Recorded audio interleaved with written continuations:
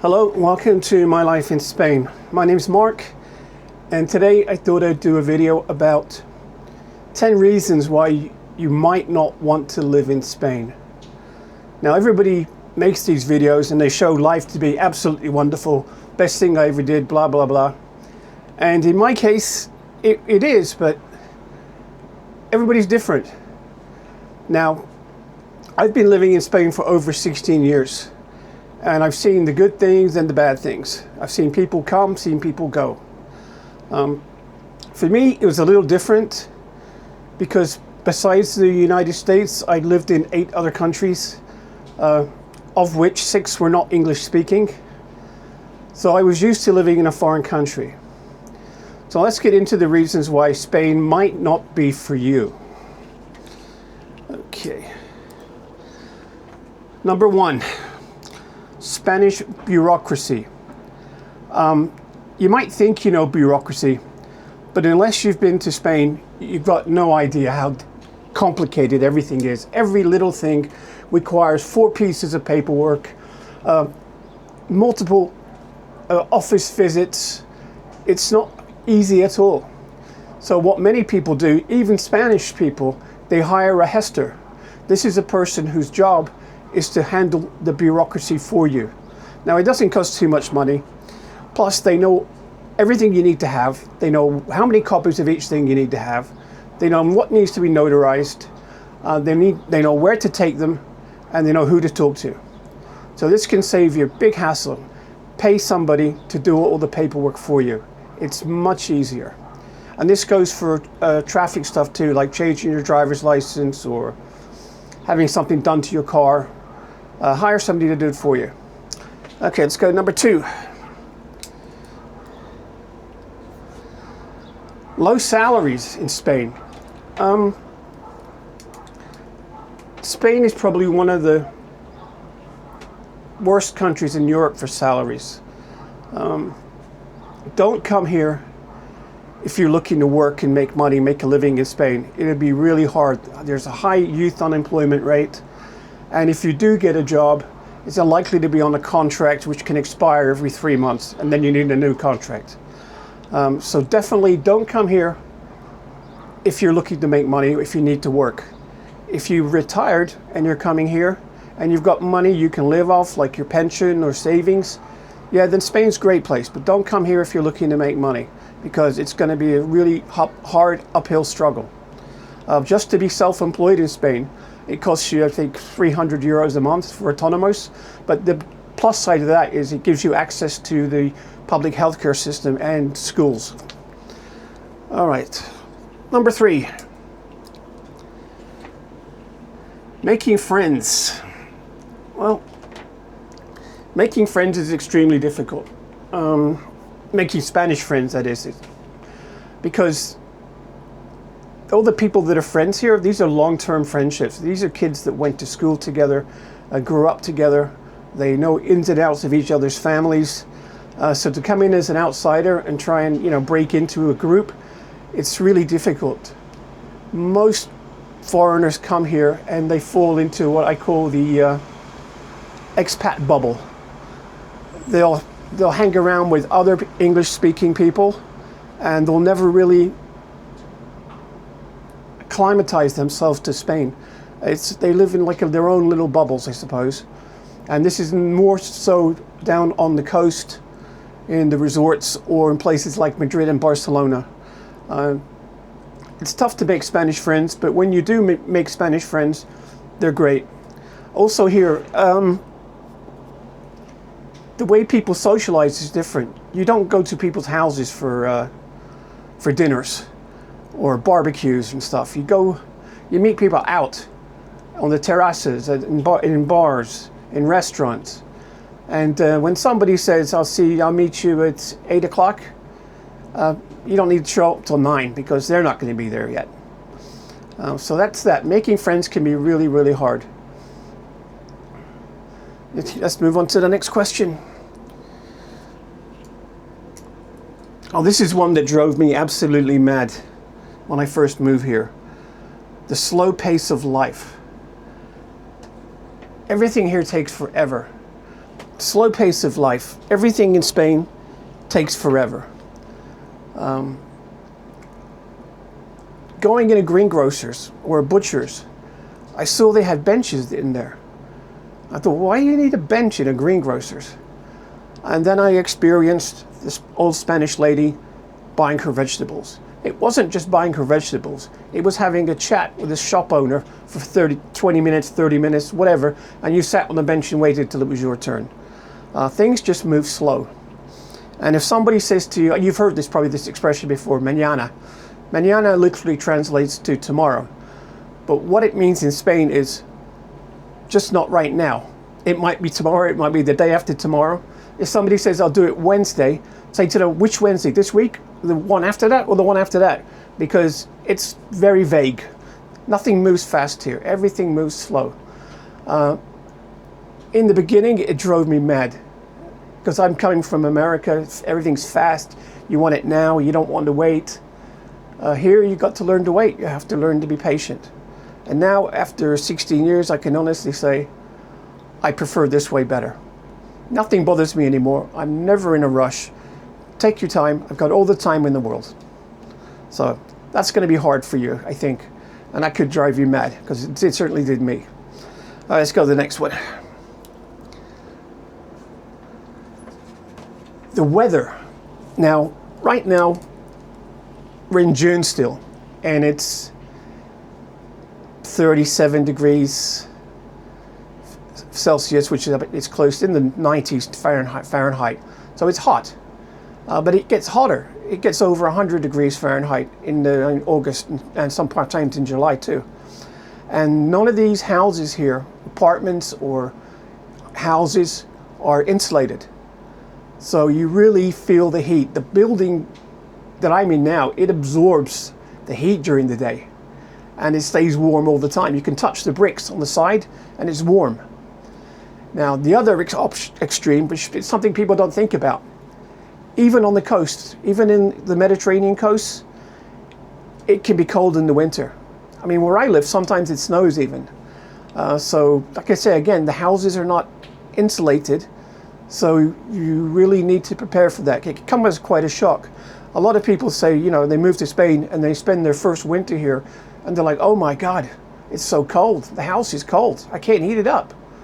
And then others come and they can't take the heat. I know a lot of people from Northern Europe, they leave in July and August because it's too hot here. So bear that in mind. The weather, it's not sunny every day. It might be sunny. I mean, we get over 300 days of sunshine here, but it's not always warm. Okay, what's the next one? Spain isn't as cheap as people make out. You see these videos on YouTube or TikTok or whatever, and usually it's younger people saying, "Oh, this is so cheap here. I can't believe I'm only paying $1.20 for this cup of coffee, or I'm getting a beer for €3." Or prices have been going up like they have everywhere else in the world, and that includes prices of renting apartments too. It's not as cheap as it used to be, that's for sure. And it's also very difficult. Let me see if I've written this down. Yeah, it's also very difficult to find a place to live. I suggest if you're coming to Spain, what you need to do is probably at least take 3 months in an Airbnb to find the proper place to rent. I mean, you'll see these adverts on Idealista.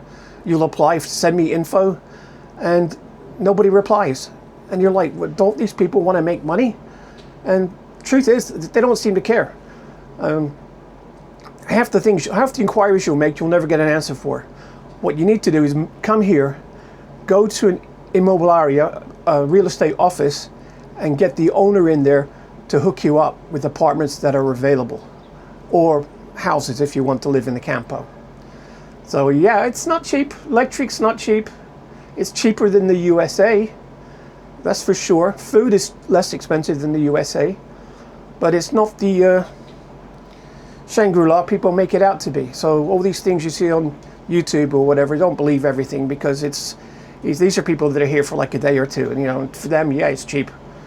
I mean, if you come from New York City and you're in Valencia for a day, it's like a bargain. Okay, what's the next one? You need to speak Spanish. This is very true. If you want to fit in Spain, you need to speak Spanish. And besides speaking Spanish, depending on where you're going to be, there's all kinds of other languages. There's Valenciano, there's Catalan, there's Basque, there's Galician. So not everywhere you go, you're going to hear Spanish. And the Spanish you're going to hear in Spain is different than the Spanish in Latin America. It's similar, but it's different. Some words are used in different ways.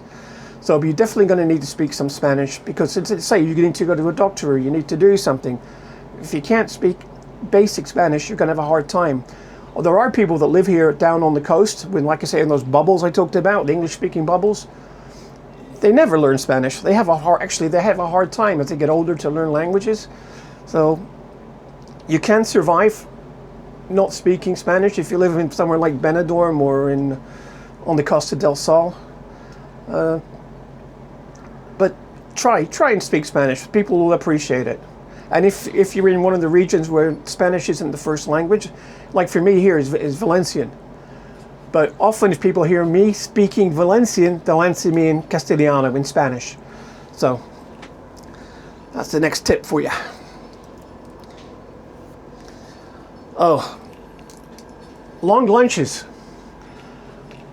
When people go for lunch here, it's like an all afternoon affair. Restaurants don't usually open for business until 2 o'clock. And that's the normal time when Spanish people have their lunch. So let's say you have your lunch at 2, or you get in there at 2. The food arrives around 3 o'clock. You eat the food, you finish the food, and then you have sobremesa, which is just sitting around and talking to your friends. This might drive you mad. You might think that waiter's being rude to you because he's not rushing up asking you what to do, what you want, or how can I help you, or are you having a nice day, was everything good? It's not, they're just doing their jobs. They don't work for tips here. So there's no pressure on them to get you in and get you out so they can turn over the table and make more money. Here you take your time, and I love it. But for some, again, it might drive you mad. The late lunches, I mean, for 2 o'clock, people eating at 2 in America would be like, oh, that's really late. And then if you go out at night, nothing starts here really until 10 o'clock. Now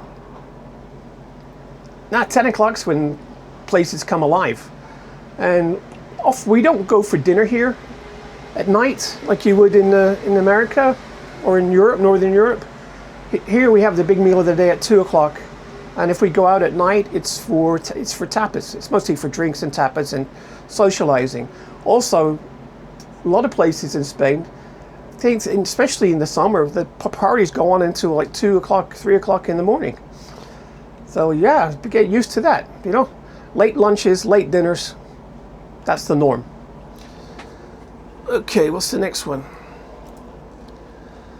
Touristy areas. Now,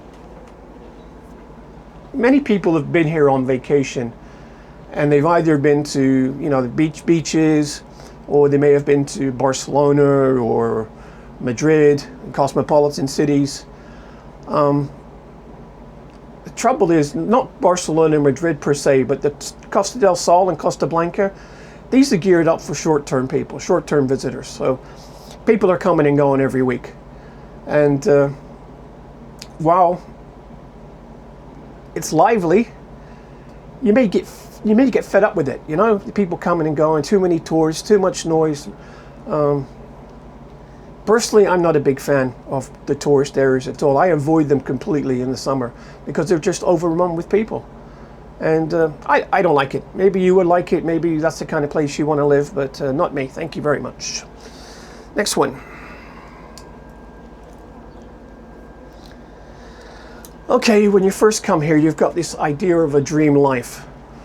And that dream life soon turns into everyday reality.